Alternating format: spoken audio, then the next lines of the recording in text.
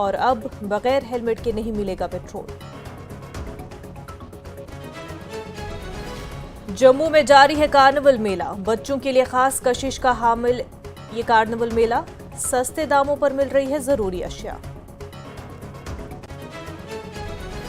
कटरा में श्री माता वैष्णो देवी में नए रसी रोड की तामीर के खिलाफ एहतजाज, सड़क पर उतरे मकामी दुकानदार और ड्राइवर, दुकानें और ऑटो सर्विस बंद।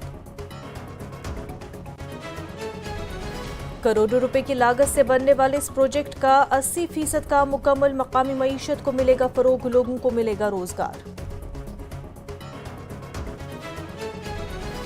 ARCO सीमेंट से भरा ट्रक सड़क से फिसल गया, हादसे में ड्राइवर बाल बाल बच गया।